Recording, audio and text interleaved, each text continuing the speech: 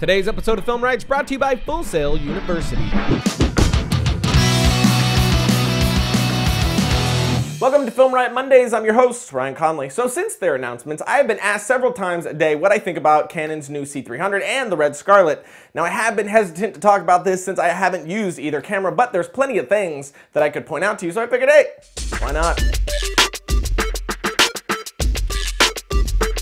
So in case you don't know what I'm talking about, meaning you live under a bridge, completely cut off from the filmmaking/digital media world, a little over a week ago, Canon announced its latest camera, which in their words is the evolution of cinematography. Then directly following Canon's announcement, Red revealed their latest, which is the Scarlet. Now originally the Scarlet was going to be a fixed lens 3K camera for somewhere in the area of $3,000, but now they have upgraded it to basically the Epic's little sister, as they say, for a starting price of just under $10,000.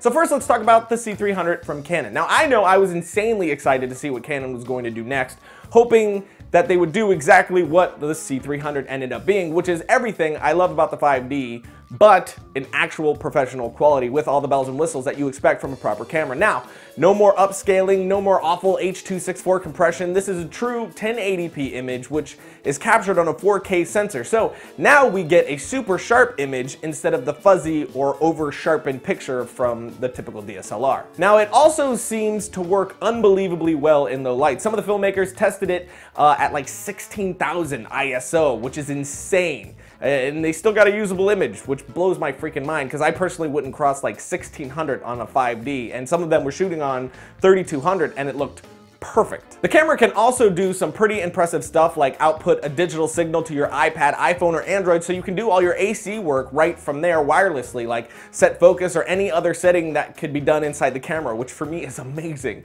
I would use the donkey balls out of that. Yeah. And with their announcement, Canon had 4 short films made by some talented filmmakers to show off what the camera is capable of, one of which pushed low light to an extreme. We have questions, and we have you.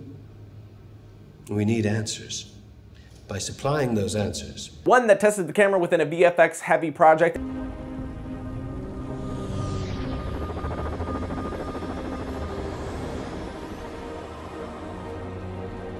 And my favorite of the bunch, which was Vincent Laforet's short film, Mobius. No me gusta esto. No me gusta esto para nada. Which used the camera most effectively, I thought, and was just by far the best short film of the bunch. You could check out all of those short films right here to see the quality of the camera, but if you only watch one, make it Vincent's, because my God.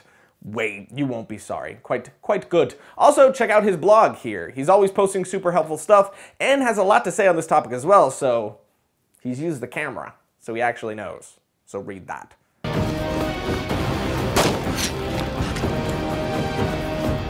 So those are all the good things, and that doesn't even bring up the fact that the camera will have a PL mount version and that Canon has some amazing new lenses to go along with it. So what's the downside? That would be the price tag. I was hoping for something in the area of like $10,000, something that ambitious with this sort of a camera would have revolutionized the industry, but sadly, the price tag is double that, at a very large $20,000, which made my heart sink a little bit. So let's now look at the Scarlet, shall we? As it's been explained, the Scarlet is the same camera as the Epic, same body, same sensor, but with a bunch of features missing, like higher frame rates, and though it can shoot 5K, it can only shoot 5K at 15 frames per second. So really it tops out at 4K, which is not a complaint from me. 4K is perfectly alright by me. So although a lot of people have been complaining about this camera since it has changed so much from the original idea, I'm extremely excited that it's something in my range. I personally had no interest in a fixed lens 2/3 inch sensor 3K for 3K camera. I was never really sure why they were even going for that. But this is definitely something that I am interested in. A 4K camera that has the same quality of the Epic at over half the price. That's amazing. And you can get it with a Canon mount, so you can even save money on the lenses too. But here's the catch. Sure, you can get the Scarlet for around $10,000, but that is literally just a paperweight that you'll be buying.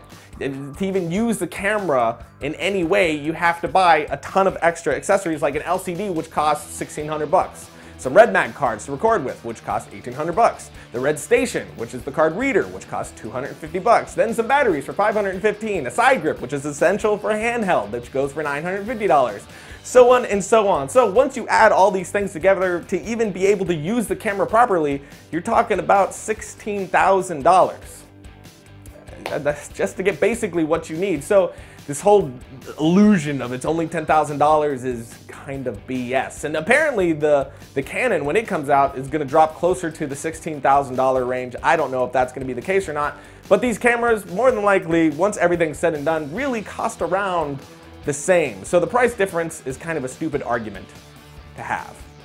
So just squash that. But that is my summary of the situation and the cameras. Now, I haven't tested either of these cameras for myself, but where I stand right now is that I would much rather a camera that can shoot 4K at close to the same price as one that shoots half the resolution. Plus, the Scarlet is kind of sort of future-proof, as they say. Unlike the other cameras, you can upgrade the sensor later on if you want to. So if I had to choose one today, I would definitely go the Scarlet. But those are my 2 cents. The other thing is, there is no perfect camera overall. It always depends on your project. I'm sure the C300 would be much better suited for some projects that the Scarlet wouldn't, but for me it's more of an overall thing. What would I want to use for most of my projects? I mean, if I had the 5D and the Scarlet, I'm sure there's times I would reach for the 5D and not the Scarlet. I hate the idea that people think that there's one perfect camera. It doesn't exist, and I think any professional would say the same. But yeah, let's do some sponsor business. If you dream of becoming a filmmaker, Full Sail University has degree programs to help you achieve your goal, including the on-campus Film Bachelor's Degree Program and the online Digital Cinematography Bachelor Program. Through the Film Bachelor's Degree Program, you'll learn the filmmaking process from start to finish on a campus that's equipped like a Hollywood studio backlot. Full Sail grads have worked on films including Harry Potter and the Deathly Hallows Part 1, Thor, The Social Network, and many more. And Full Sail University also offers a variety of campus and online degrees in fields related to the entertainment and media industry, including video games, art and design, recording arts, entertainment business, and many more. So visit fullsail.edu/filmriot to learn more. Logo. So there you have it, friends. Next Monday, we're going to be doing another mail sack, so follow me here on Twitter and here on Facebook if you want to be a part of that. But until next time, my friends, be safe and watch good movies. Or make them, for that matter.